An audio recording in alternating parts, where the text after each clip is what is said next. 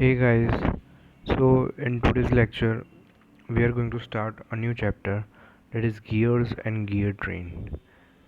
So, in this chapter, we are going to discuss various terminologies related to gears, various types of gears, and how the power has been transferred from one gear to another gear in same or in opposite directions.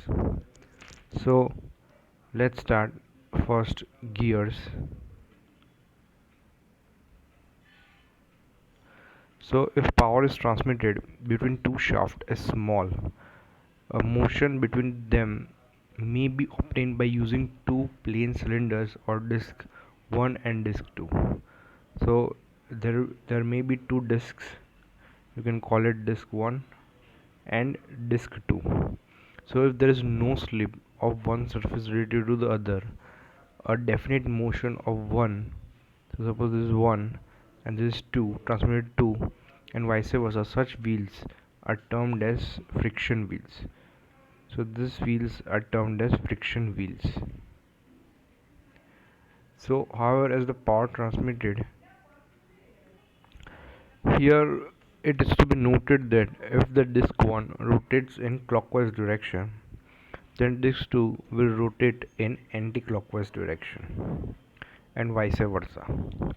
So to transmit a definite motion of one disk to another or to prevent slip between the surfaces, projections and recesses on the two disks has been made which can mesh with each other. So here recesses have been made. So this lead into the formation of teeth. So this led to the formation of teeth on the disc, and motion between the surfaces changes from rolling to sliding. And the discs with teeth are known as gears or gear wheels. So these are known as gears or gear wheels. Now there are few advantages and also disadvantages for this gears and gear wheels. So first, transmits exact same velocity ratio. It may be used to transmit large power, and it has very high efficiency. It is reliable and compact. And similarly, disadvantage is manufacturing is difficult because it requires special tools and equipments. And second, the error in cutting teeth may cause vibration and noise during the operation. So a small error can create a lot big problem. And third, they are costly. So these are the advantages and disadvantages. Now we'll see few terminologies of the gears, that what are the various terms used in gears. So let's see terms, terminology, or terms used in gears. So let me draw a diagram or 3D pictorial diagram of a gear. So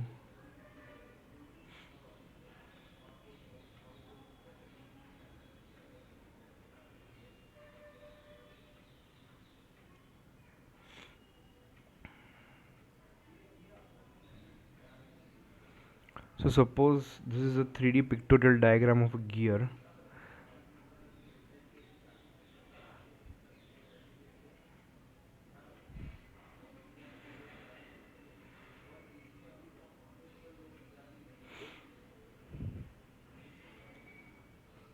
uh, just a second. So this is one tooth and this is another tooth. Now we will see various types of terms here which we are using. So first terminology, it is pitch circle. So what is pitch circle here? So pitch circle is, it is an imaginary circle which by pure rolling action would give the same motion as the actual gear. So if I were to draw the pitch circle here, so it will be here at the center of the tooth. So this is the pitch circle.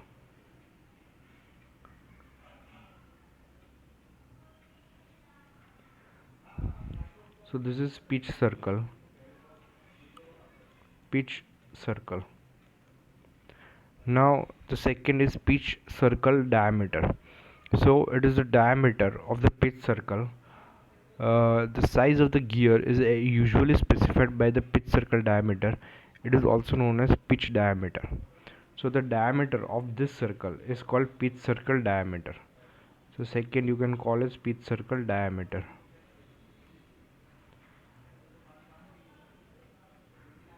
Then third is pitch point.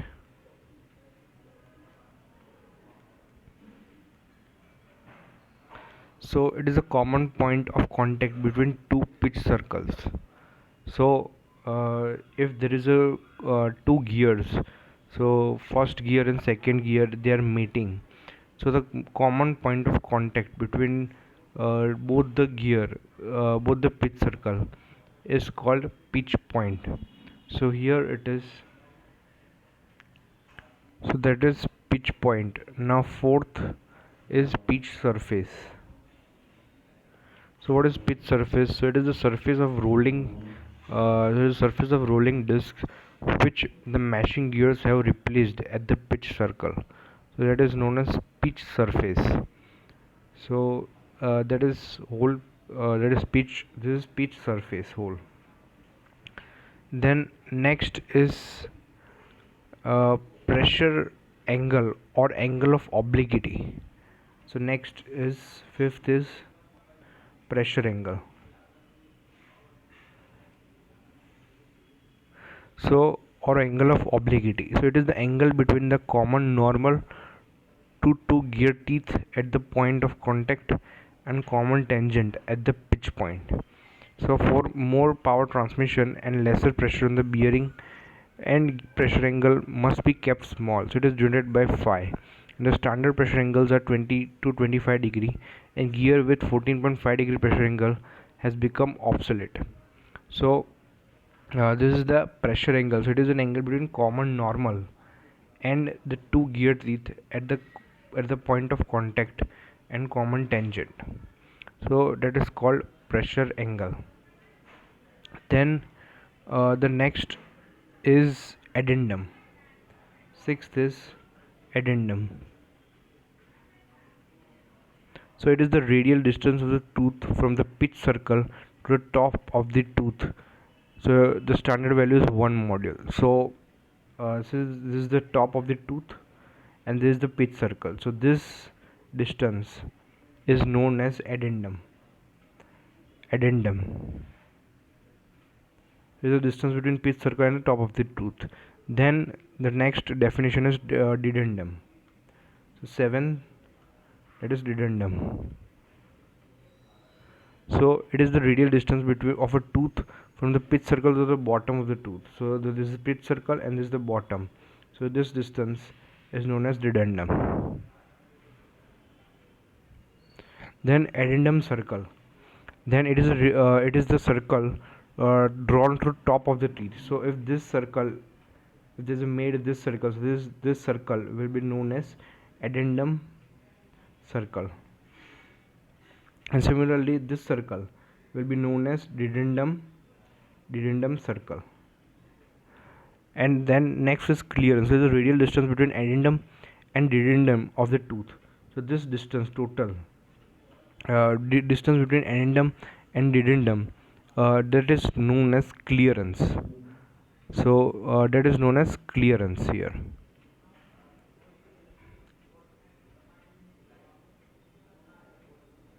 Sorry, so it is the difference. So it is the difference between the addendum and the dedendum of the tooth. So it is just eighth if I call it clearance. So it is the difference between the addendum and dedendum. So that is A minus D or D minus A. So the difference between addendum and dedendum. So that is known as clearance. So the value of clearance will be this much, very small. So this will be the clearance here. And next definition is that is full depth of the teeth. So it is the radial depth of the tooth space. So it is full depth, that is addendum plus dedendum. So the next ninth is full depth. So that is addendum plus dedendum. So this A plus D, this is known as full depth. That is full depth of the teeth. Then working depth of the teeth. So that is the maximum depth to which a tooth penetrates into the tooth space of the mating gear is the working depth of the teeth. So working depth is the sum of the addendums of the two gears. That is the sum of the addendums of the two gears. Then next is working depth. So it is the radial distance between the addendum circle and the clearance circle. So it is addendum circle and clearance circle. So the radial distance between that is known as working depth. So you can call it as full depth minus clearance. So you can also call it that full depth minus clearance. That is, you can get the working depth. Then tooth thickness. So it is the width of the tooth measured along the pitch circle. It is the width of the tooth measured along the pitch circle. That is known as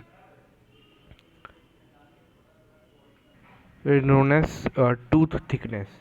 So this distance. So this distance you can call it as tooth thickness. Then the next definition is tooth space. So it is a width between the space between two adjacent teeth measured along the pitch circle. So this distance, now this distance and this distance, so distance between these two, so this is known as tooth space. Tooth space.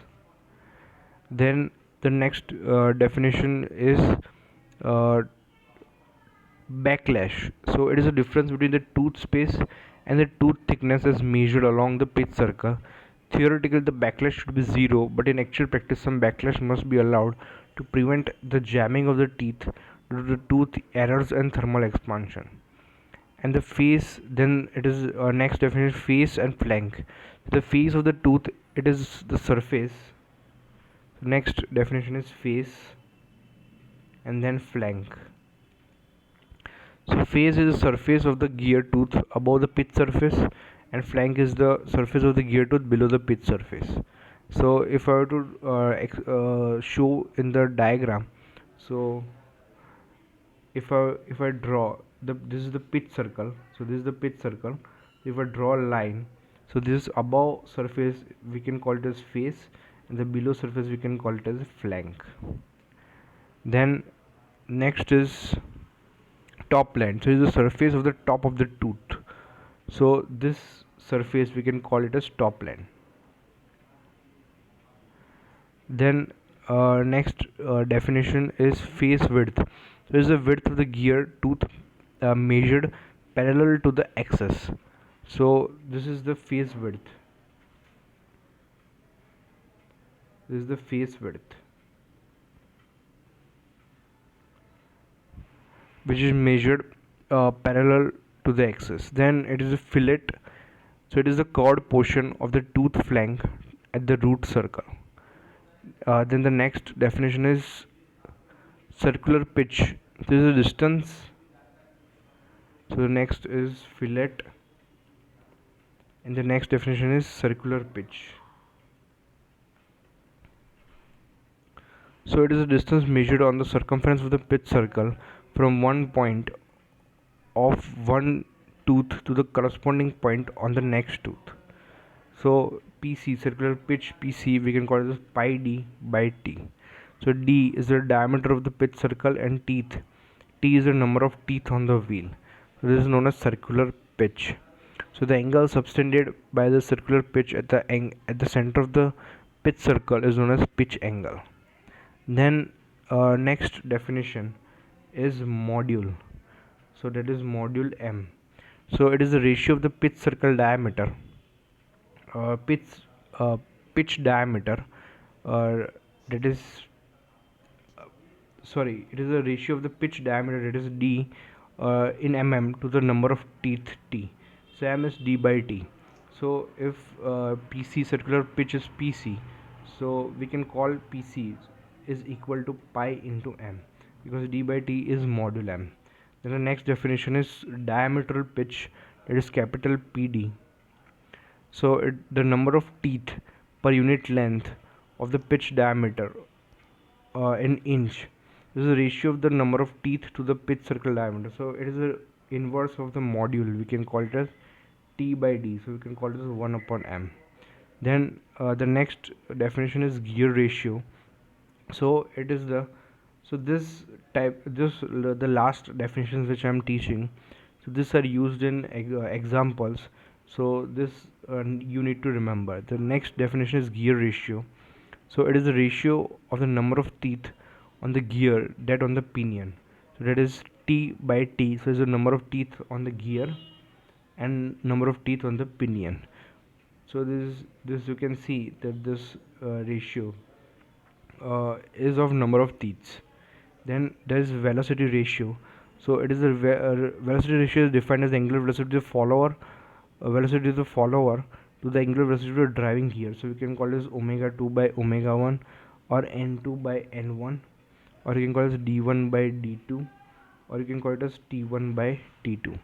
Then next is a length of the path of contact, length of the path of the contact. So that is the, it is the length of the common normal cutoff by the addendum circles of the wheel or pinion, or you can call it as the locus of a point of contact of two meeting teeth from the beginning of the engagement to the end of the engagement, is known as the length of the path of contact. So at the beginning of engagement and the end of the engagement. Then the definition is contact ratio. So it is the angle of action divided by pitch circle. So you can call it as contact ratio, CR, is equal to delta by gamma, or alpha plus beta by gamma, or you can call it as arc of contact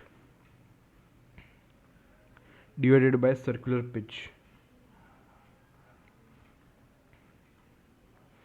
Then what is this delta? So delta is angle of action here. So it is so delta is angle of action. So it is the angle turned by gear from the beginning of the engagement to the end of the engagement of a pair of teeth. So the angle turned by arcs of the contact of respect to gear wheels. So it is called alpha plus beta, where alpha is the angle of approach. So this is the angle of approach, and beta is the angle of recess. Then uh, then the last definition is arc of contact. So the locus of the point of the pitch circle at the beginning of the engagement and the end of the engagement, that is called the arc of contact. So uh, so in that, arc of approach is the portion of the arc of at the beginning, and the arc of recess, the portion of the arc of contact at the end of the engagement. So these are the various definitions which we you need to remember, which can be useful in further theories and examples. So I hope you understood it, and this is the diagram which you need to draw to understand all the parameters or terminologies related to the gear and gear tooth wheel. So I hope, and in the next lecture we will see the principle or the law of gearing. So that is that what type of laws are governed for gearing. So we'll see in the next lecture. So thank you very much.